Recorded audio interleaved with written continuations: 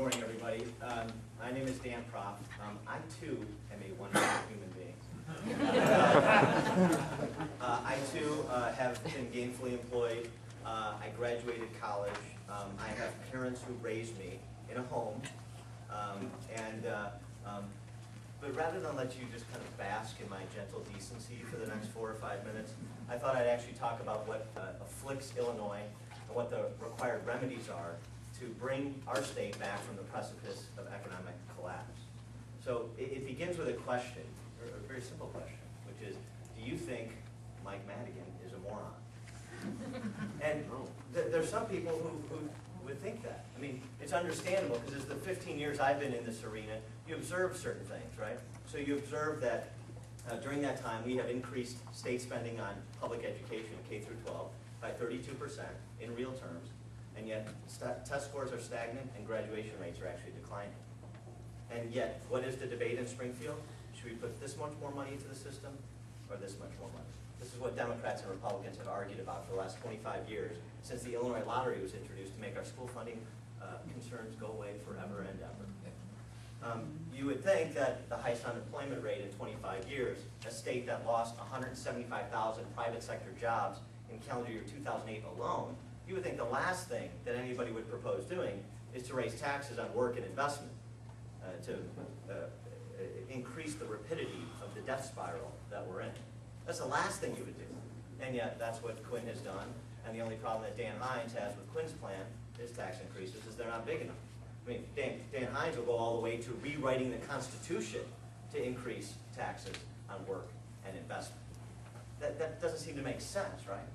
You would think that after investing $720 million for open road tolling, the Illinois tollway system, you would think that in the outlying years, you would see headcount reduce and the budget go down, because you remove the toll booths and the toll booth operators. But in fact, at the Illinois toll highway system, headcount is up and the budget's up 20% since we introduced open road tolling. You would think that a Medicaid system, that's the largest expenditure of general revenue funds, even more than K-12, that we will spend 25% more on than we did just 3 years ago in this year. And if we do nothing to reform Medicaid, in 10 years, that system will consume half the state's budget. Completely unsustainable. No cost containment on the system. Only 4% of the state's 1.7 million Medicaid patients are in managed care regimes, an HMO or PPO, like people who buy private health insurance. Right? So you would look at all this stuff going on with the big ticket systems in state government, and you would come to the conclusion that Mike Madigan, these guys down there, they don't know what they're doing. They're incompetent. They're not incompetent. Mike Madigan is not an idiot. He hasn't been Speaker of the Illinois House for 25 years by accident. So if you believe that Mike Madigan kind of switched on, knows what he's doing, at least in terms of his agenda, then it logically follows that state government must be producing precisely what he wants it to produce. And that is in fact the case. These folks are not incompetent. They are lying to you. You have to understand that. So state government is set up, all of these big ticket systems in state government are set up to produce secure jobs and guaranteed pensions for the public sector unions and other state dependents, who in turn provide the political support that sustain and advance the careers of the 9 Chicago Democrats who run this state. That is the scam. That is the hustle. If you don't understand that that is fundamentally the affliction on Illinois, then you will never get to the right prescriptions. That is why we have, as someone said, the 48th ranked economy in the country in the last 10 years. Actually, we have the 48th ranked economy in the country in the last 25 years since Mike Madigan has been Speaker. Only Ohio and Michigan have thrown off less jobs than Illinois while Mike Madigan has been Speaker. So this is why I say, when the politicians say, oh, state government's broken, Illinois is broken. No, it's not broken, it's fixed. The fix is in for the politicians and their functionaries. State government is producing what is intended to produce. So how do we unfix Illinois?